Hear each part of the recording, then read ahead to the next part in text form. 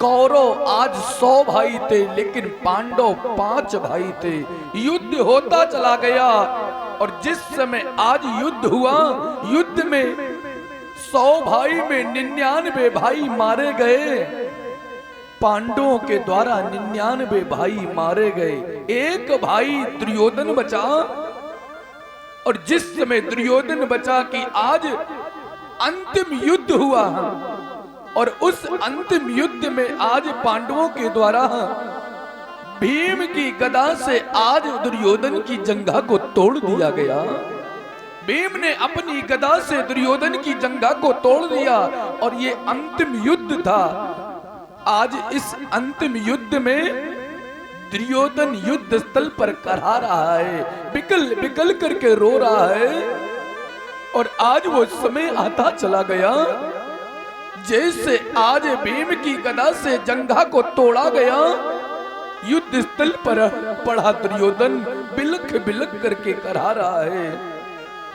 100 भाई भी पड़े, आज महाराज 99 भाई में आज वो दुर्योधन 100वां भी युद्ध स्थल पर करहा रहा है। चील कौए आज ऊपर से जा रहे हैं, चील कौए उन मृतक शरीर पर जाकर के बैठते हैं, लेकिन वो चील कौए उस दुर्योधन को भी मृतक समझ करके बैठना चाहते हैं। लेकिन अभी प्राण दुर्योधन के नहीं निकले हैं। लेकिन पांडवों में भीम ने अपनी गदा से दुर्योधन की जंघा को तोड़ दिया है। समय नजदीक आता चला गया। आज भगवान पांडवों को लेकर के आज शिविर में आ गए।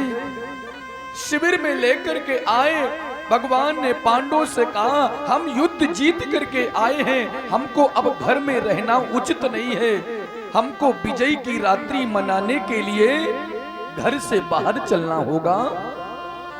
आज भगवान उन पांडवों को लेकर के शिविर से घर से बाहर लेकर के आज बाहर चले गए विजय की रात्रि मनाने के लिए। आज युद्ध स्थल पर दुर्योधन करहा रहा है, बिलख बिलख करके रो रहा है।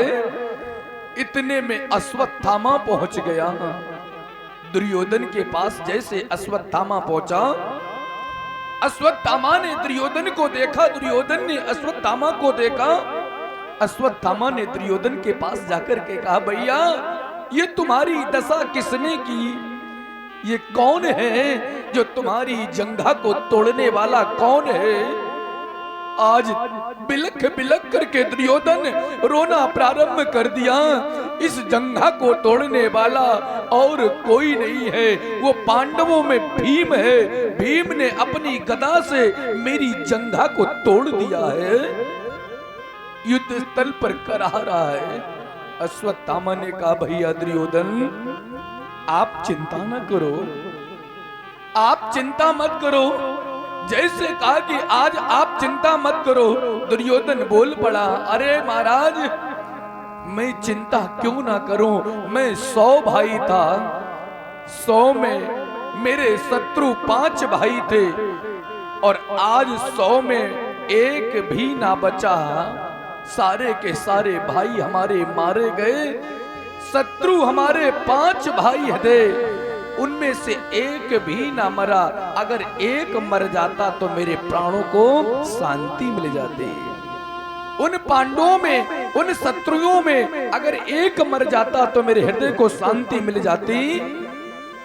अश्वत्थामा ने जैसे सुना, अश्वत्थामा ने तुरंत आज दुर्योधन से कहा भैया आप चिंता मत करो, आप एक ही बात कर रहे हो, आपके सामने मैं 5 का सर काट करके तुम्हारे सामने लाऊंगा, आप चिंता मत करो।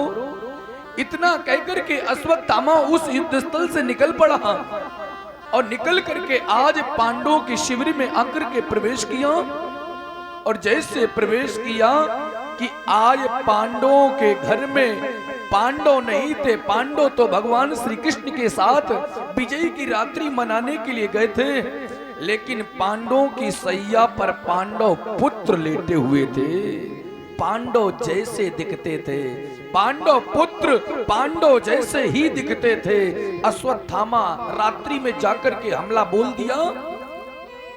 आज अश्वत्थामा ने जाकर के जैसे हमला बोला, प्रवेश कर गया। अश्वत्थामा समझ ना पाया।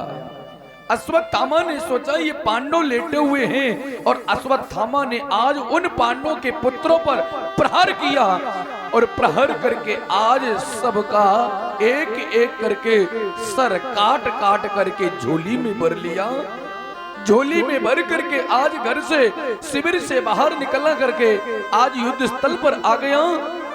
दुर्योधन के सामने आकर के कहा, अरे भैया दुर्योधन, तुम एक ही बात करते थे, मैं देखो देखो पांचों का सर काट करके तुम्हारे सामने लेकर के आया हूं।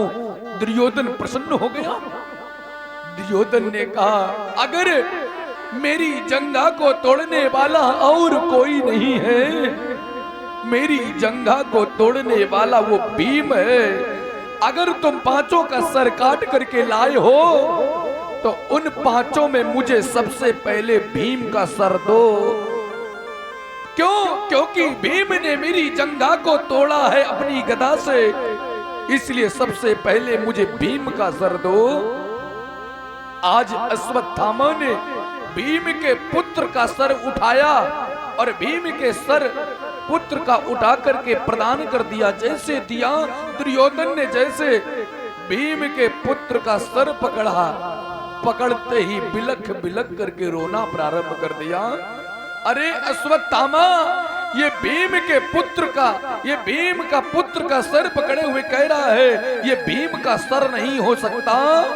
क्यों? भीम का सर इतना मुलायम नहीं हो सकता, वो तो पत्थर के समान कठोर है। ये इतना मुलायम भीम का सर नहीं हो सकता।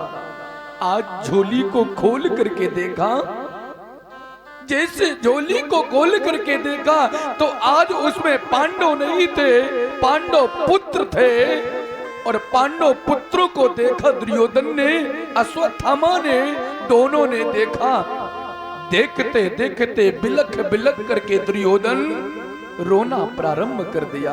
अरे अश्वत्थामा, तुमने तो मेरे वंश में पानी देने वाला भी नहीं छोड़ा।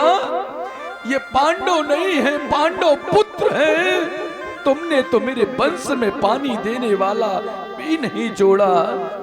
आज इतना कहते कहते दुर्योधन अपने प्राण त्याग दिए।